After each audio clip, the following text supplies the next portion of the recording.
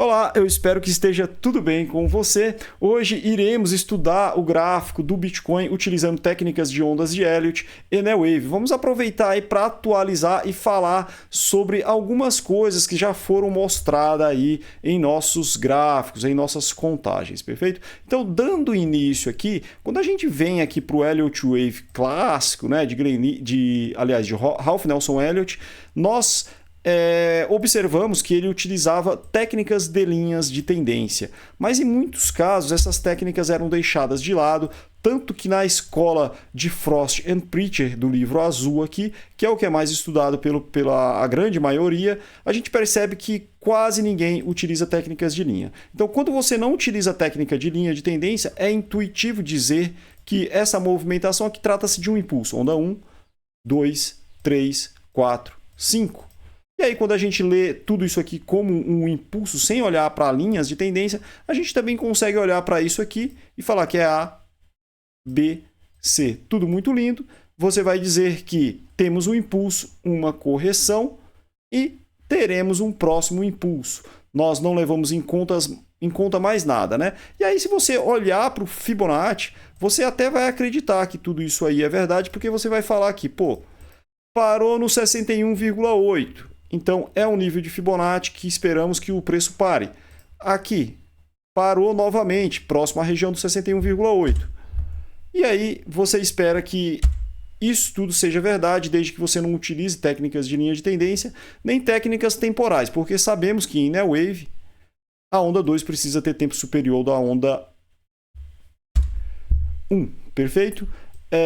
E diversas outras coisas são ignoradas para fazer esta contagem.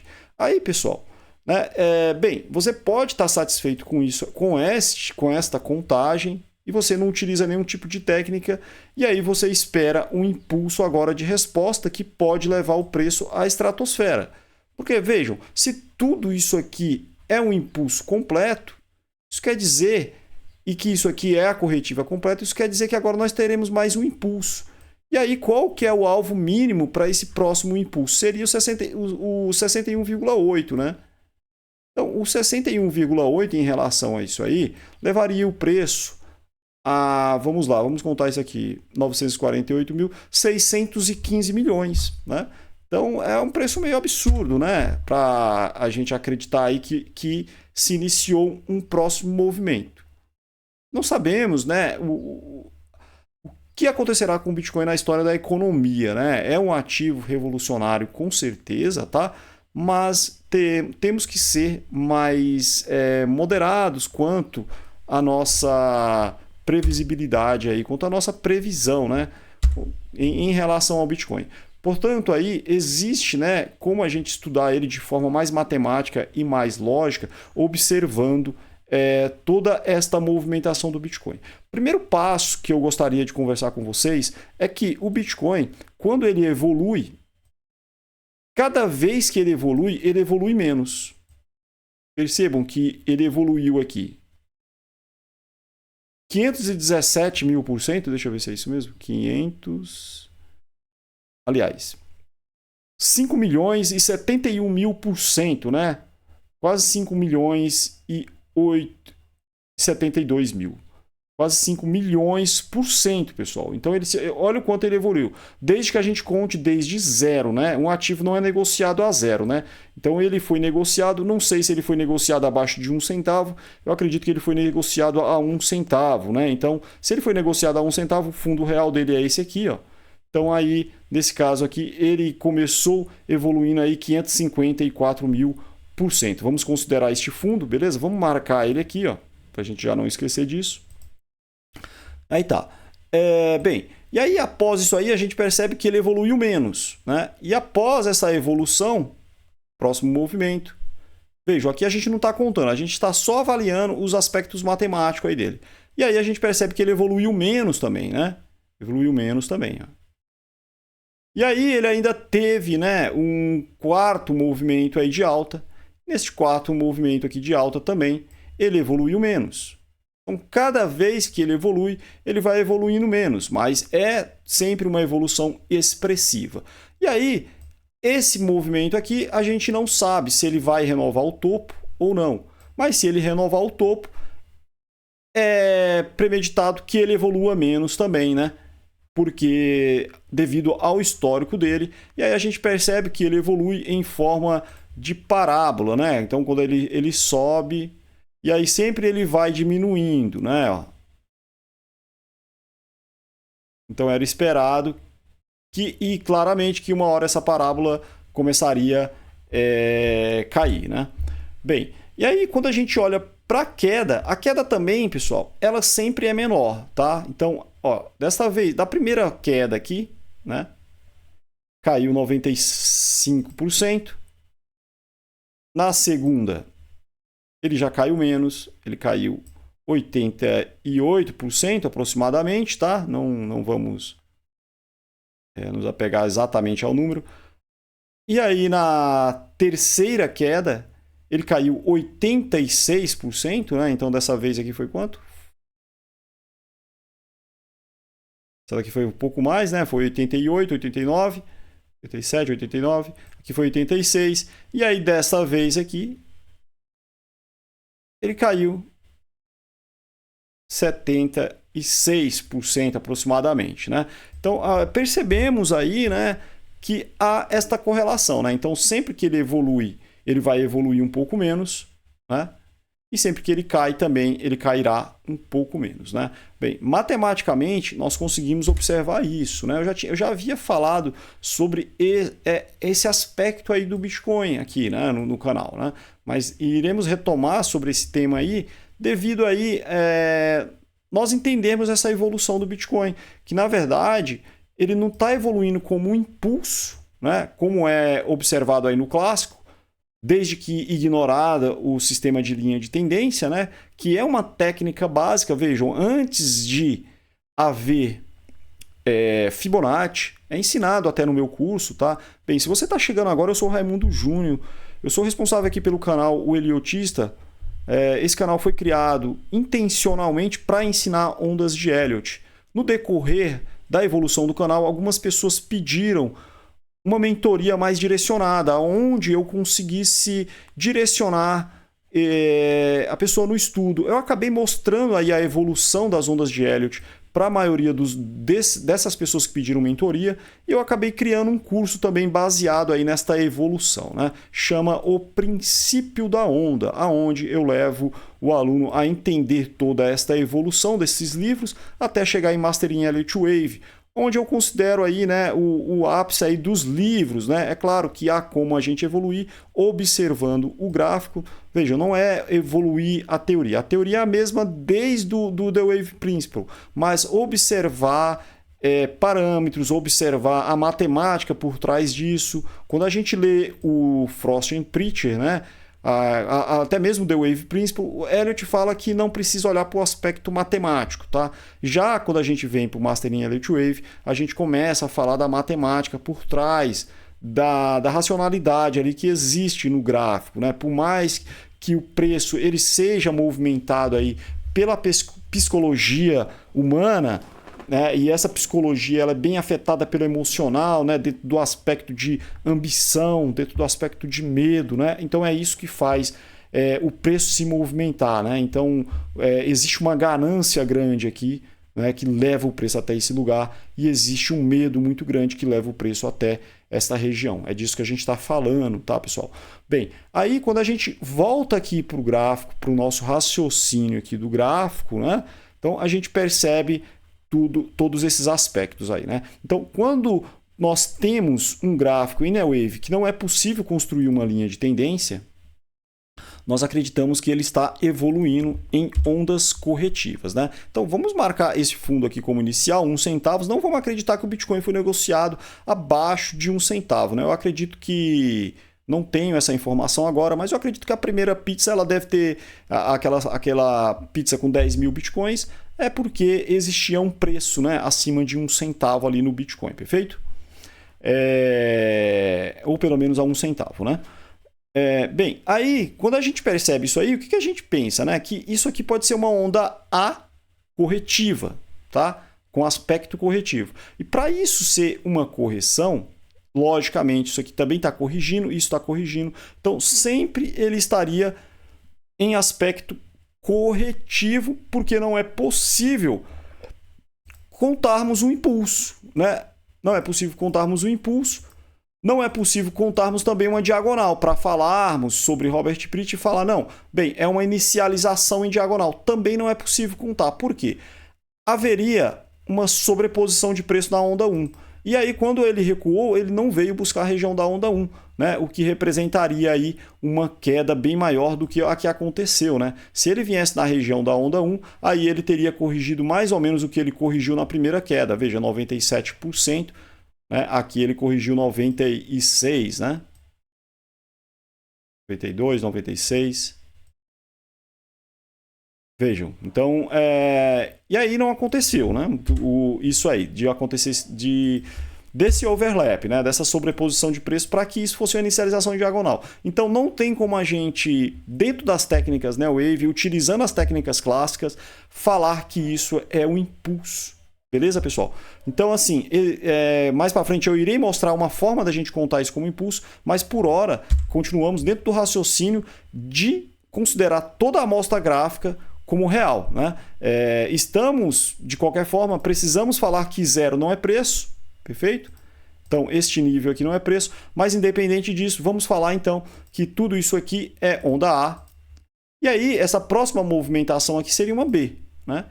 Logicamente, aqui teria uma onda C, logicamente, aqui teria uma D, e aqui teríamos a onda E, né? Bem, para ser triângulo, também precisa da sobreposição, que não aconteceu. Então, triângulo não é também, né? Bem, se não é triângulo, em New Wave a gente continua contando. Então, a gente pode contar mais uma vez aqui, né? Isso aqui como F, isso aqui como G, e aqui como H. Aí, nós, da mesma forma, precisamos falar de linhas. Então, neste caso aqui, a linha não começa aqui. Quando a gente conta corretiva, a linha começa pela linha base, que é a linha base é a linha que liga a 2, a 4 ou a B a D, tá? Então, não é necessário aqui a gente falar assim, pô, mas e cadê a nossa linha inicial? Aqui não é necessário, tá bom?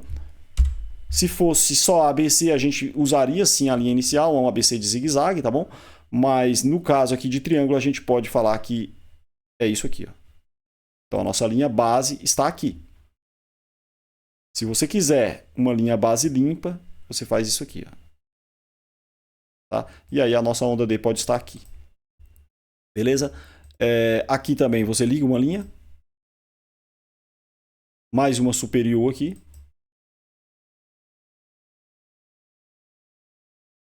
E aí nós conseguimos construir aí o sistema aí de New Wave, tá? Do tipo até esse topo aqui. A gente falaria que é uma formação diamétrica.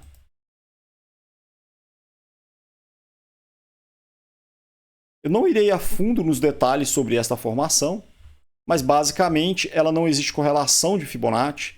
Tá? A correlação dela é que todos os padrões são corretivos, tá bom? Então, todos os padrões são corretivos, tá? Todas as ondas são corretivas, né? A gente percebe aqui que há 1, 2, 3, 4, 5, 6, 7 ondas, né? Por mais que poderíamos contar aqui como 1 e tudo isso como 3, né? Uma subdividida, como eu irei mostrar em breve, tá? Mas dentro desse sistema aqui seria uma corretiva, né? 7 ondas é onda corretiva, perfeito? 1, 2, 3, 4, 5, 6, 7 é onda corretiva, né? E aí, neste caso aí, teríamos aqui então um conjunto do New Wave, que seria a nossa formação diamétrica. Neste caso aí, nós estamos passando por um processo de novo movimento. Pode ser tudo isso aqui a gente diria, então, que seria a nossa onda A. Perfeito? E aí, teríamos agora uma onda B. Dentro de uma movimentação qualquer. Que sempre seria em aspecto corretivo. Poderia evoluir dentro dessa questão de parábola, como eu já falei para vocês, né?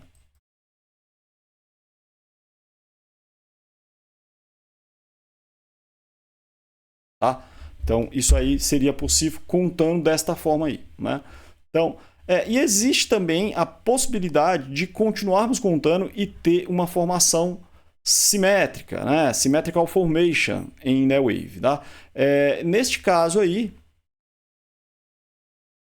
a gente ligaria mais um ponto aqui.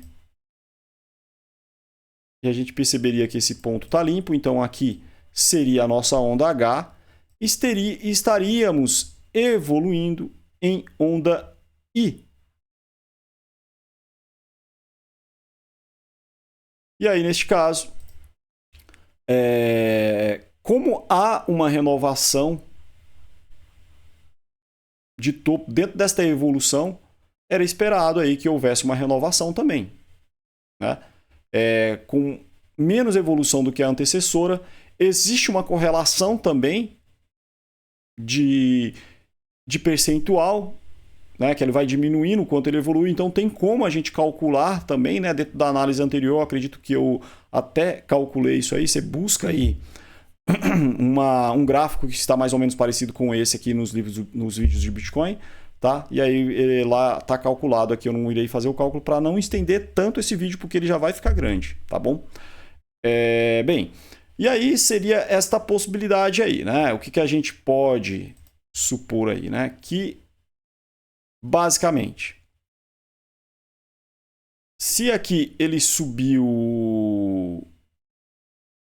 1.500% e aqui ele subiu 13.000%, então ele está 8 vezes aproximadamente,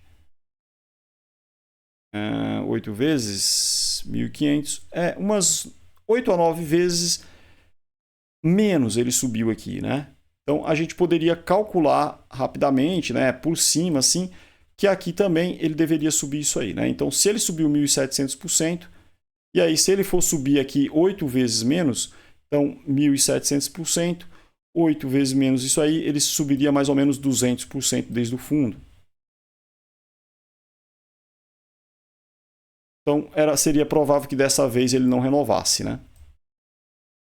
E aí ele já poderia até ter subido o máximo que ele tem para subir, pessoal. Vejam aí as conclusões matemáticas, né? Então é mais ou menos esse o raciocínio. Porém, levando em conta que ele sempre renova o topo, seria esperado ele renovar o topo. E aí, para ele renovar esse topo aí, ele teria que subir pelo menos aí 350% para chegar ali na casa ali dos 75 mil, né? E aí ainda esperaríamos um pouco mais de alta. Bem, quando a gente começa a olhar aí para estruturas, né, pessoal, a gente percebe aí que é um pouco difícil entender se toda essa estrutura realmente está formada, mas quando a gente olha aqui para este padrão, a gente percebe que há um ABC aqui. Tá? Dentro do mensal, a gente consegue perceber que ele pode estar formado, né? Se a gente considerar esse fundo aqui, ó, onda 1, 2, 3, 4, 5, 6 candles. 1, 2, 3, 4, 5, 6 candles, tá ok. 1, 2, 3, 4, 5. Então faltaria um candle ainda, né? Para o zigue-zague estar completo, porque existe uma lógica também que empregamos aqui, né? No tempo de cada movimentação. Então, dentro de Neo Wave, como estamos falando de Neo Wave, essa onda estaria incompleta, né? Então, é um argumento aí para acreditar que mesmo este padrão do mensal está tão bearish, né? Tão de urso esse padrão, porém ainda não fechou o mensal e a gente ainda tem 11 dias, né? 11 dias para que isso termine, né? Então, estamos dentro de uma evolução. Ele ainda pode subir e fechar aqui no meio padrão de dúvida, né? Ele ainda pode voltar na região dos 44 nos próximos dias aí. 45, tá? E formar um padrão de dúvida para continuar subindo ainda um pouco para terminar este padrão, né? E levando em conta ainda que essas duas movimentações elas podem ter ali a onda C pode ter o tempo dessas duas movimentações, então a gente pode ter alta aí pelo menos até julho de 2024 ainda, tá, pessoal? Não precisaria, né, terminar agora esta alta aí, tá? Então poderia ter mais candles de alta até julho, né? Então os próximos 6 meses, 7 meses aí poderiam ser ainda de força no Bitcoin, né? Por mais que ele esteja passando por essa correção no mensal, precisamos entender se realmente ele vai fechar vermelho, né? Bem, vou falar sobre o cenário aí de possibilidade de onda impulsiva, né? Então, para ser contado impulsivo, a única forma da gente contar isso aqui impulsivamente é falando que este movimento aqui é um movimento ainda de ajuste de preço, até mesmo pelo tamanho que ele foi. Então, é eliminar toda a movimentação do primeiro e do segundo movimento. Se você fizer isso, você consegue contar o Bitcoin como um impulso, tá? E aí, nesse caso aí, como é que fica aí, né? Eu vou manter as letrinhas aí para a gente lembrar que existe essa contagem, tá? Mas aí, nesse caso aí, a gente consegue montar uma linha de tendência aqui, ó. Eu vou deixar a linha de tendência mais branca aqui para a gente entender aonde que tá as linhas do impulso. E aí, nesse caso aí, pessoal, a gente consegue contar aí, né? Um primeiro movimento, a gente consegue contar um segundo movimento aqui e um terceiro movimento subdividido. E tudo isso aqui seria a nossa 1, 2 e 3, tá? A partir desse fundo aqui, a gente também consegue montar uma linha de tendência e ligar o ponto aqui, tá? Daria no mesmo lugar da onda D, né? A linha formada, né? Então, tudo isso aqui seria a nossa onda 4. Isso aqui seria a nossa onda 5, né? Que é a contagem aí que vocês conhecem aí do canal, né? Após isso aí, a gente pode fazer uma paralela aqui, ligar ao ponto em cima da 1, colocar essas duas linhas aqui, tá? Isso aqui eu vou tirar. E aí ficaria mais ou menos assim o nosso impulso, como que é onda 1, 2, 1, 2, 3, 4, 5 é a onda 3 e 5. 4 e onda 5. Neste caso aqui, da gente considerar tudo isso como um impulso, o que a gente precisa lembrar? Que a corretiva precisa ter tempo igual ou superior ao impulso. Então a gente passa a calcular agora o tempo da nossa corretiva. Tudo que vem depois é corretivo, perfeito? Se isso aqui é um impulso completo, tudo que vem depois é corretivo. Lembrando mais uma vez que existe uma lógica de preço aqui, que nós iremos projetar mais uma vez aí o preço para cima aí, mostrando aí que também o preço deve ir à estratosfera, né? Depois que houvesse essa correção, né? O término dessa correção. Neste caso aí, a gente já teria tempo suficiente para esta corretiva ter acabado, porém no candle mensal que está, né? Como é no candle mensal que está, então a gente percebe que ainda precisaria de uma correção para terminar a onda, né? E aí, no caso aí, a gente poderia contar toda esta movimentação aqui, né, como uma onda do tipo dupla combinação, né, que é a contagem que normalmente eu utilizo aí para vocês aí, né? Então, neste caso aí, a gente tem um ABC aqui, ó, A, B, C, perfeito? Essa onda de alta aqui seria a nossa onda X, né? E tudo que está acontecendo aqui é o nosso segundo padrão. Que no caso aqui, ele pode ser uma onda A, B, C, D, E. E aí está subindo numa F, bem provável, né? Ou até mesmo, vamos contar aqui. Não, eu não vou colocar, senão vai ficar muita letra no gráfico aqui. Onda 1, 2, aliás, A, B, C, D, E, F, G. E até esse fundo aqui nós teríamos um padrão de resposta a esse. E aqui estaria subindo numa onda X para depois fazer mais um padrão. Mas essa onda X, levando essa lógica aqui de evolução, ela também precisaria renovar o topo, tá? Então, utilizando a mesma lógica. Agora, esse padrão ele pode continuar. Como eu já falei, ele pode ir até I, né? Como foi feito aqui, ó. Então, isso aqui seria a nossa onda. Então, A, B, C, D, E, F, G. Tudo isso aqui poderia ser H e aqui I.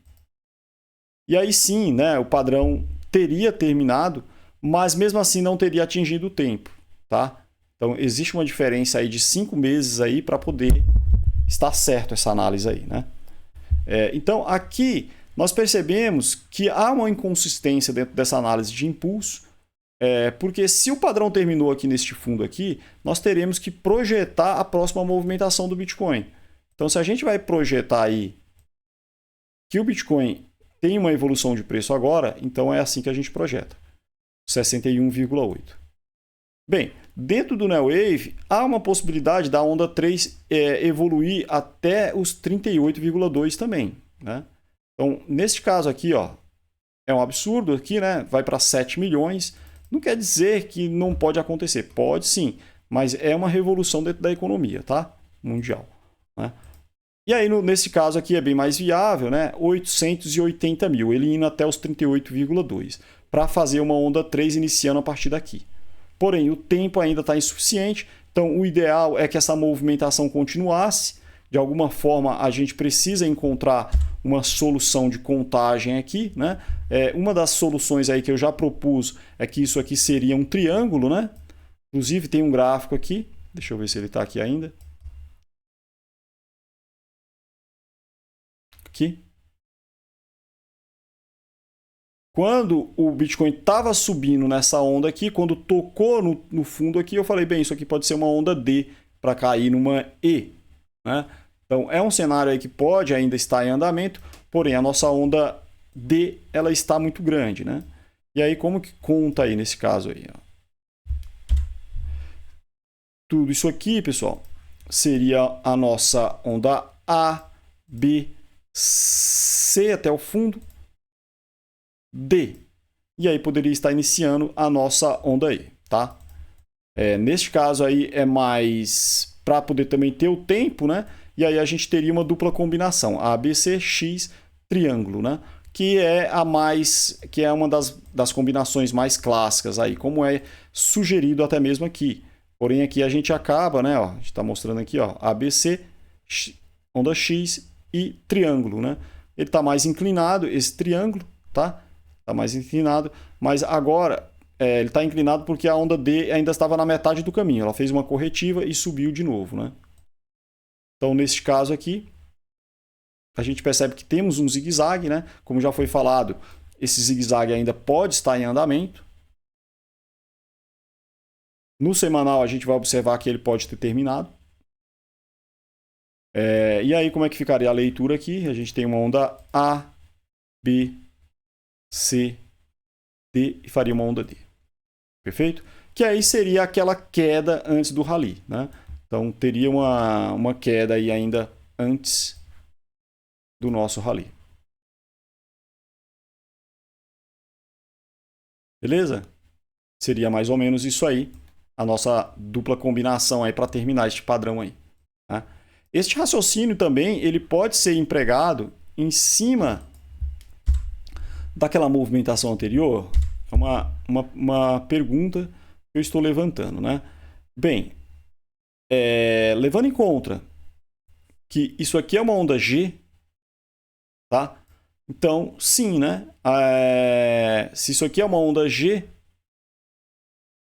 no caso aqui, se acreditarmos que o movimento terminou na G, aí sim, a gente pode falar que temos um triângulo aqui de correção a todo o movimento. E pode ser uma onda X para fazer uma combinação. Pode ser qualquer coisa, pode ser uma onda A, tudo pode ser uma onda A, e na sequência aqui a gente teria uma B que passará por um período bem maior de tempo. Né? Porque lembre-se sempre, a gente deve considerar o tempo em Neowave. Né? Então, no caso aqui, a gente passa a considerar todo o tempo aqui. Ó. E aí, pelo menos, aqui tem 50% do tempo essa lateralidade. Então, o Bitcoin teria esse tempo aqui, pelo menos. Ó. Até 2026.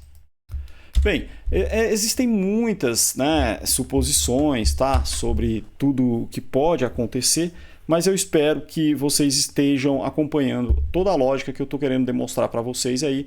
Bem, quando a gente vem aí para o semanal, nós conseguimos aí, né? Deixa eu voltar para o mensal só para tirar o que ficou lá para trás, para não poluir tanto.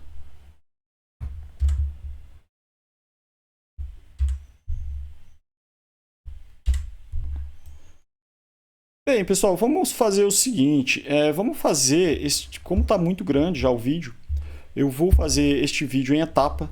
Então eu gravo a segunda etapa amanhã ou segunda, tá? Então hoje no sábado, estou encerrando por aqui. Espero aí que vocês tenham gostado. Deixa o like aí se você gostou, se você gosta desse material, desse tipo de vídeo mais técnico, tá? Mais lógico, né? Não tome nenhuma decisão em cima do que foi falado aqui, né? Até mesmo porque a gente não falou ainda nenhuma conclusão, mas no próximo vídeo aí eu gravo esta conclusão aí para a gente seguir toda essa linha de raciocínio, falando aí sobre o aspecto corretivo aí do Bitcoin e sobre essa possibilidade de impulso, tá?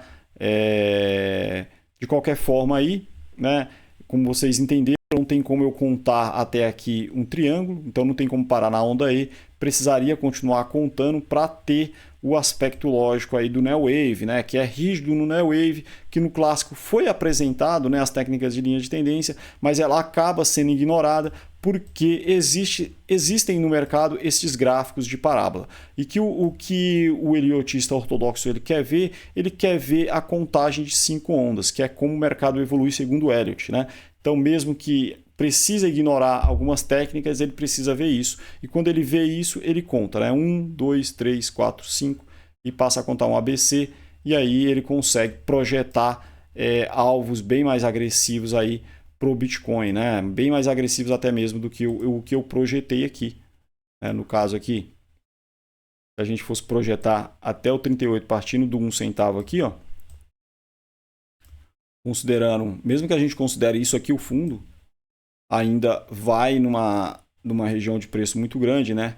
Ele vai acima de 4 milhões, né? E aí fica bem fora da nossa realidade por hora, mas não sabemos o que acontecerá com a economia, né? A falência do dólar, né? Que é a grande moeda aí, né? Ou até mesmo a adoção do Bitcoin, né? Então pode haver muitas questões de fundamento, né? Aprovação do Bitcoin, né?